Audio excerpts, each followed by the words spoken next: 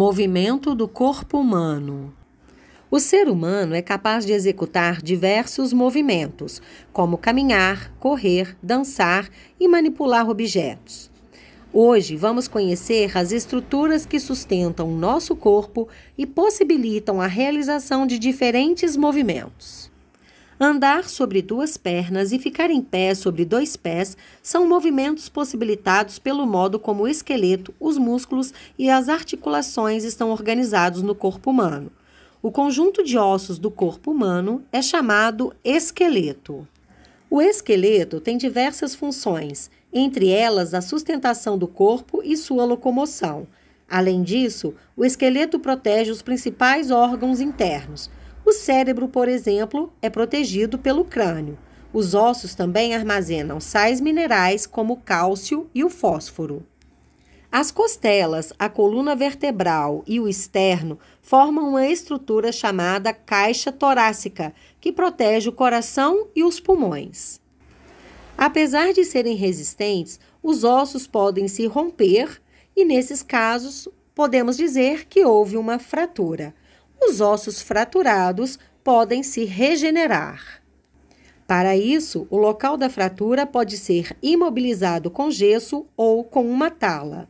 Assim, o osso se reconstitui na posição correta. Alguns cuidados são necessários para ter ossos saudáveis, como ingerir alimentos ricos em cálcio, expor-se ao sol antes das 10 horas e após as 16 horas, praticar atividades físicas com frequência para fortalecer os ossos. A capacidade de andar usando apenas as pernas traseiras é chamada bipedalismo. Os seres humanos são bípedes, assim como as aves, mas, diferentemente das aves, nos humanos, essa capacidade é o único meio de locomoção. Os ossos são estruturas rígidas, ou seja, não são flexíveis, não se dobram. Os locais em que os ossos se unem são chamados articulações, também conhecidas como juntas. As articulações nos permitem realizar movimentos como abaixar e levantar. Algumas articulações são móveis, como a do joelho, a do ombro e a do cotovelo.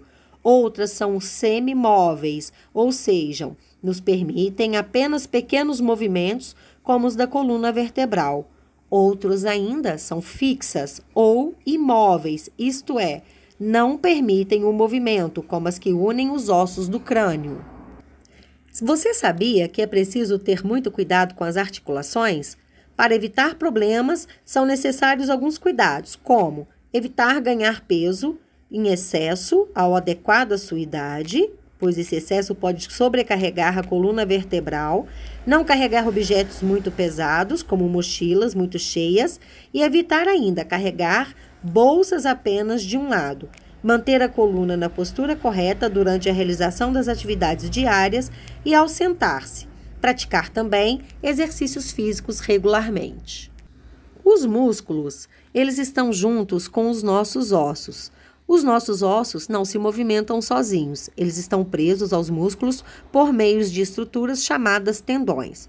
Os músculos têm a capacidade de se contrair, ou seja, de ficar mais curtos e de relaxar, voltar ao tamanho original. Durante esse processo, os músculos movimentam o osso ao qual estão presos, puxando-o. Alguns movimentos são realizados de forma voluntária, ou seja, de acordo com a nossa vontade. É o que acontece, por exemplo, quando decidimos ficar em pé ou acenar para alguém com as mãos. Mas há partes do corpo que se movimentam independentemente da nossa vontade. O coração, por exemplo, é formado por um músculo que se contrai cerca de 70 vezes por minuto, o tempo todo.